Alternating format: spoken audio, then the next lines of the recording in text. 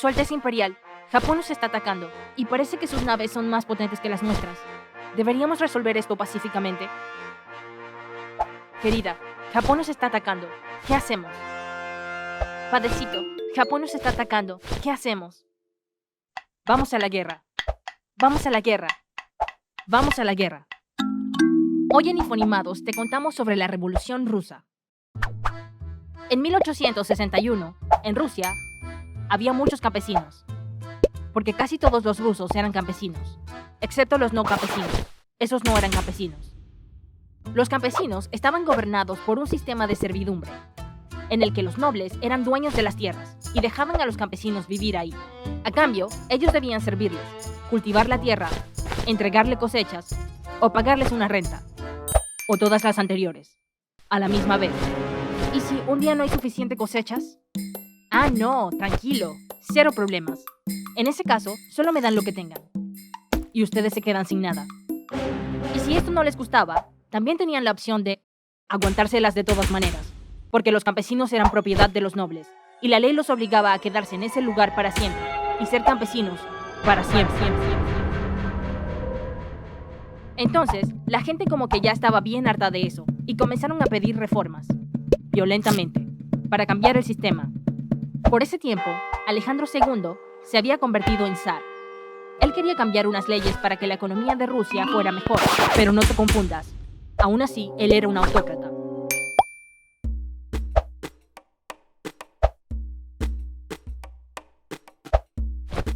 Entonces, Alejandro II hizo unas reformas muy geniales que eliminaban la servidumbre en Rusia.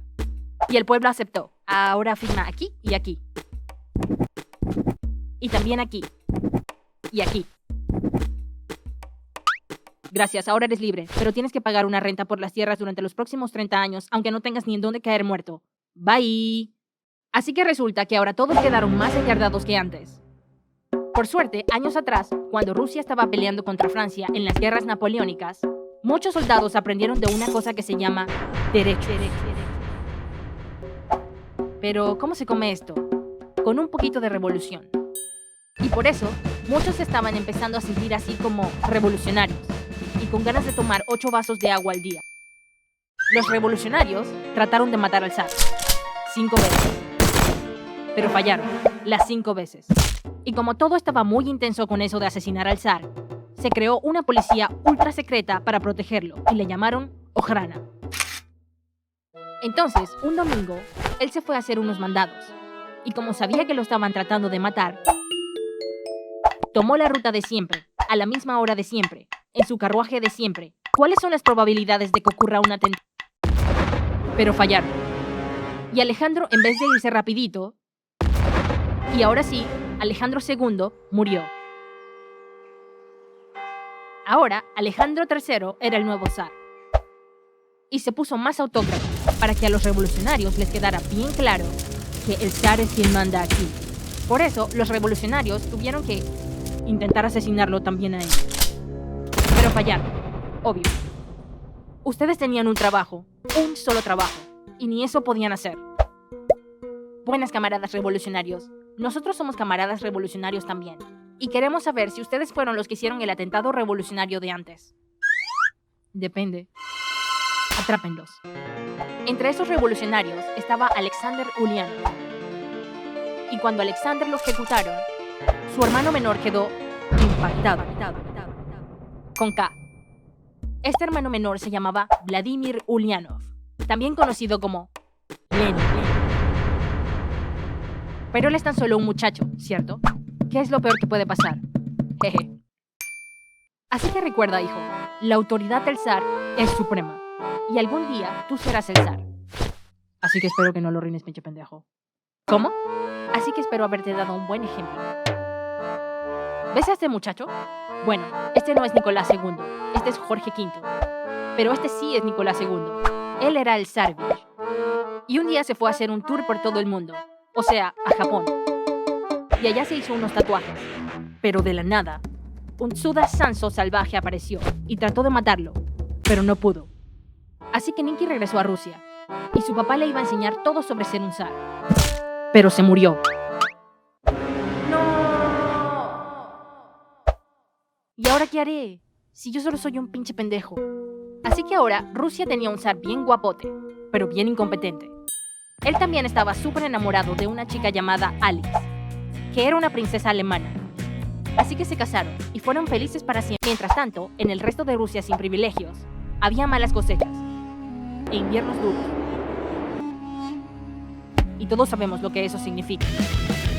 Por eso, muchos campesinos se fueron a trabajar a unas nuevas fábricas que había gracias a una cosa disque, la revolución industrial. A estos obreros se les llamó el proletariado.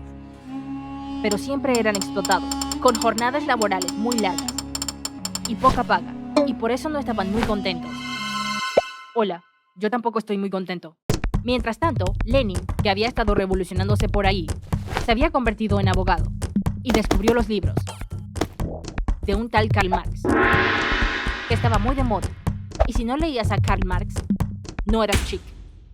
Y le gustaron tanto que ahora se reunía con otros fans de Marx y con obreros, y creía que Rusia debía ser socialista, que los trabajadores gobernaran, que no hubiera clase social y que las cosas se repartieran entre todos por igual. Por eso salía a hacer manifestaciones con su squad de amigos marxistas, para así poder liberar a la madre Rusia del campo, pero el equipo zar lo detuvo y lo exilió a Siberia. Y mientras estaba allá, escribió unos libros sobre qué hacer al respecto. Lenin volvió de Siberia y se unió a un nuevo partido llamado Partido Obrero Socialdemócrata de Rusia. Es hora de hacer algo súper revolucionario. Un periódico. Crearé un periódico. Así que creó un periódico revolucionario para ayudar a propagar sus ideas revolucionarias por toda Rusia, pero lo tuvo que hacer desde el exilio, en Alemania, porque como había estado revolucionando todo, tuvo que escapar para que el zar lo dejara en paz. Mientras tanto, los miembros del partido, Foster, no se ponían de acuerdo sobre cuál corriente socialista era la mejor, y por eso tuvieron que dividirse en dos minipartidos. Los mencheviques, que querían hacer todo pacíficamente y sin dictaduras, y los bolcheviques, que querían hacer todo violentamente, y establecer una dictadura del proletariado, y también eliminar al zar. Así que ahora, Martov era el líder de los mencheviques, y Lenin era el líder de los bolcheviques. Llegó el aniversario número 290 de la dinastía romana. Para celebrar, ¿podríamos hacer algo bueno por el pueblo? No. Mejor vamos a disfrazarnos y fiestar hasta que el cuerpo aguante. Entonces hicieron el baile de disfraces de 1903, y esto molestó mucho a los campesinos, porque se notaba que esa fiesta había costado un ojo de la cara, y mientras, ellos estaban muriendo de hambre. Pero todo bien, porque Alex y Nikki andaban en lo suyo, tratando de tener un hijo, varón, para que fuera el heredero al trono. Quizás tuvieron una niña, quizás otra niña, y luego otra, y otra. Ahora sí tuvieron un hijo, y le llamaron Alexei. Él era el nuevo zarevich de Rusia, y todo era muy genial en este espacio de Rusia, hasta que el Imperio del Japón atacó. Sí, ha llegado mi momento. Ahora les ganaré muy rapidito, y todos me amarán de nuevo, y dejarán de estar pensando en revoluciones. Pero los barcos de Japón eran más potentes, y por eso perdieron la guerra ruso-japonesa. Y cuando nada podía ser peor, Nicolás dijo, «Sostén mi vodka». Entonces, un domingo en 1905, un cura convocó a una marcha pacífica, y fueron a pedirle al zar que parara de ser un completo cretino, que hiciera unas mejores labores y demás, y también que parara la guerra. Y cuando estaban llegando al Palacio de Invierno, los recibieron con un montón de disparos, y mataron a un poco de gente, incluyendo niños, que solo venían con unas pancartas inocuas. A esto se le conoce como el Domingo Sangriento. Así que por eso la gente se arrebató, y para calmarlos un poco, Nicolás firmó el Manifiesto de Octubre, que supuestamente mejoraba un poco las cosas, pero no tanto, porque ahora el pueblo también estaba harto de la monarquía, y querían tener más participación en el gobierno. Entonces, el zar creó la Duma, que era como una asamblea para que todo fuera más democrático, y Lenin pudo regresar de su exilio. Pero luego Nikki se aburrió de esa cosa disque democracia y disolvió la Duma, y Lenin se tuvo que devolver al exilio. A esto se le llamó la Revolución Fallida de 1905. No confundir con la Revolución. Alexei había nacido con una enfermedad muy rara llamada hemofilia, que evita que la sangre se coagule. O sea que si Alexei se cortaba un poquito, podía desangrarse, potencialmente.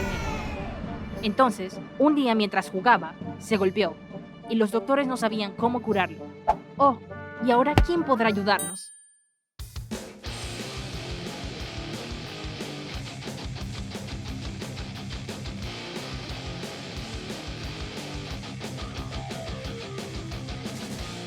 Rasputín era un monje místico, que había estado viajando y haciendo cosas dudosas por toda Rusia.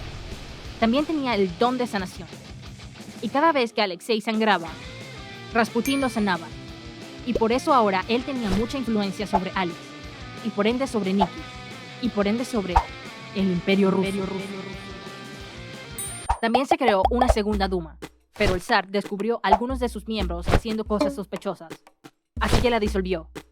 Luego se creó otra Duma, de nuevo, y esta duró un poco más, porque estaba más llena de nobles, y eso le gustaba a Nikki, pero de nuevo la disolvió. Y ahora estaba esta cuarta Duma, pero el zar seguía sin aprobar ninguna reforma. Por otro lado, los bolcheviques y mencheviques seguían sin ponerse de acuerdo dentro de su partido Obrero Socialdemócrata de Rusia. Hasta que un día los bolcheviques decidieron hacer su propio partido y le llamaron Partido Obrero Socialdemócrata de Rusia, bolchevique. Entonces llegó 1914 y también la Primera Guerra Mundial. Que no vamos a explicar cómo sucedió en este video, pero sí hicimos este otro video en el que explicamos todo todito. Así que vamos a dejar el link en la descripción por si quieres informarte un poco más. Así que ahora Rusia había entrado a la guerra y había enviado 15 millones de soldados y le estaba yendo muy bien. Ya no. Así que Alex le dijo a Nicolás: Nikki, mi amorcito, sé que siempre cometes errores y todo tu reinado ha sido pésimo y tienes casi nada de experiencia en batallas. Pero Rasputín y yo pensamos que sería una excelente idea si tú mismo vas al frente a liderar las tropas rusas. Vaya, pero ¿cómo se les pudo ocurrir una idea tan pésima? Está bien. El zar obedecía todos los malos consejos que Rasputín le daba, y por eso a todos les caía mal, y se querían deshacer de él.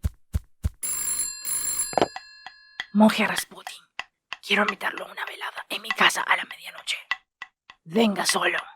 ¿Quién es? No lo tienen que saber. Le enviaron un autobús. ¿Príncipe Yusupov? Sí, jeje, estaré ocupado. Mi super mega guapa esposa estará allí también. Ok, Rasputín aceptó, aunque toda la situación gritaba plan de asesinato. Entonces Rasputín llegó a la velada, y con cianuro su copa fue llenada. El gran hombre tomaba y tomaba, pero nada que se envenenaba. También con cianuro pastelillos le darían, pero el monje loco tampoco se moría. Entonces Yusupov le disparó, pero esto tampoco funcionó. Luego sus amigos lo remataron y de paso, violentamente lo golpearon. Sus verdugos creyeron su obra completar y al río Neva su cuerpo dispusieron a arrojar.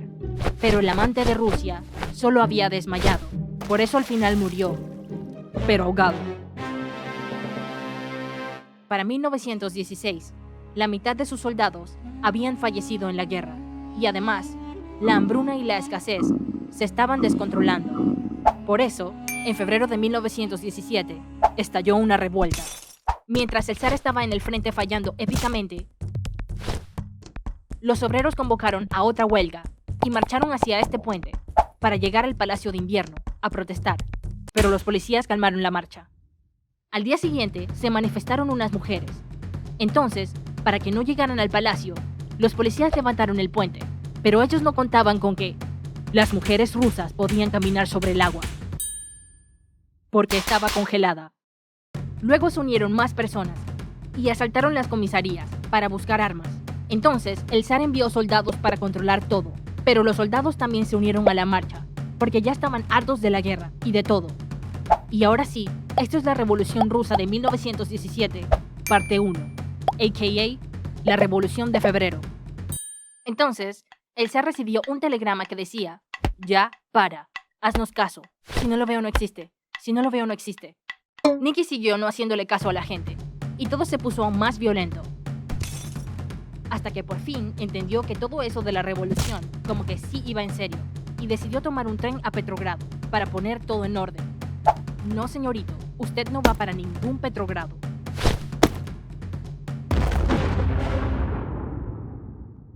Y tomaron las estaciones, y bloquearon las vías, cuando de pronto llegó otro telegrama feroz que decía abdica. Y Nicolás tuvo que abdicar el 15 de marzo de 1917, que para los rusos era el 2 de marzo. Y le dio la corona a su hermano Mijail, pero su hermano dijo, no estoy. Y la Duma se autoproclamó la autoridad. No tan rápido, porque unos soldados y obreros que también querían el poder crearon otra asamblea, liderada por León Trotsky, y le llamaron Soviet. Por eso, ahora el liderazgo estaba como raro. Yo siento que deberíamos ser capitalistas. Yo siento que deberíamos ser socialistas.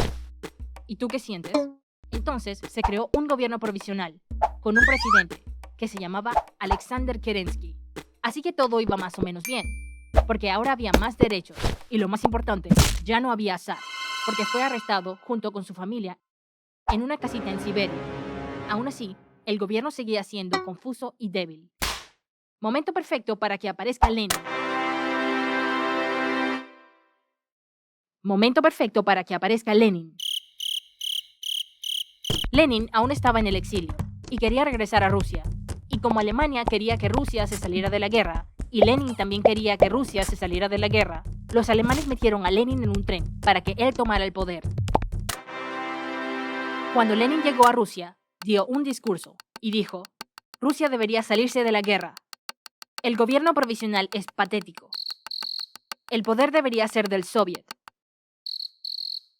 Pero como el gobierno provisional quería seguir metido en la guerra y los obreros y soldados no, las ideas de Lenin ya no parecían tan locas nada. Y para demostrarlo, empezaron a huelguear más duro. Y a esto se le llamó las Jornadas de Abril. Y en respuesta al rechazo a la guerra, Kerensky lanzó otro ataque en el frente de batalla y le llamó la Ofensiva de Kerensky. Dizque para crear un sentimiento nacionalista y reunificar los corazones de la gente en una sola ruta, pero fallaron magistralmente. Por eso, los soldados comenzaron a desertar. Pero los bolcheviques dijeron, shh, aún no, es muy pronto para hacer un golpe de estado. Pero entonces, ¿cuándo? Shh, aún no. Y a esto se le conoce como las Jornadas de Julio. Entonces, el gobierno provisional comenzó a perseguir a los bolcheviques, encerraron a Trotsky y Lenin huyó a Finlandia, disfrazado. El ejército ahora tenía un nuevo general, que se llamaba Kornilov, y a él no le gustaba para nada este nuevo orden. Por eso empezó a planificar un golpe de estado. Muchachos, yo sé que últimamente he sido un patán con ustedes y metí preso a su líder, y el otro se tuvo que esconder en Finlandia, pero ¿podrían por favor ayudarme a parar este golpe de estado? Así que los bolcheviques ayudaron a detener el golpe de estado de Kornilov, lo cual fue fácil, porque los soldados de Kornilov y los otros soldados eran panitas y no se querían disparar. Y por eso los bolcheviques y el Soviet se volvieron más populares entre el pueblo. Llegó octubre de 1917 y Lenin y Trotsky comenzaron a tramar algo. Entonces, durante la noche del 24 de octubre, unos soldados se fueron muy calladitos a Petrogrado y tomaron los puntos estratégicos y también el Palacio de Invierno, en donde se reunía el gobierno provisional, y lo quitaron del poder y se lo dieron a los soviets. Y esto sí fue la Revolución Rusa parte 2, a.k.a. la Revolución de Octubre. Y lo primero que hicieron los bolcheviques fue cambiarse el nombre, y ahora se llamaban comunistas. Y también se creó un nuevo gobierno llamado el Consejo de Comisarios del Pueblo, y el presidente era Lenin. Así que firmó el Tratado de Brest-Litovsk con Alemania para salirse de la guerra. Y entonces, cuando todo iba bien, claro, comenzó una guerra civil rusa entre el ejército rojo del gobierno de Lenin y el ejército blanco, que era un poco de gente anticomunista, que querían cosas, como por ejemplo, liberar al ex zar, para que fuera zar de nuevo. Pero Lenin decidió ocuparse del zar y su familia, y los llevaron a otra casa que llamaron la Casa del Propósito Especial. Y durante una medianoche, los llevaron al sótano, y los hicieron esperar. Nicolás, como tus parientes siguen atacando a la Rusia soviética, el Soviet ha decidido ejecutarte a ti y a toda tu familia. ¿Qué? Y los ejecutaron. Y así la dinastía Romanov murió. Y después, el ejército rojo venció al ejército blanco, y los comunistas ahora sí tenían todo el poder. Y después de un montón de papeleo y habladera, se creó la Unión Soviética, el país soñado por Lenin.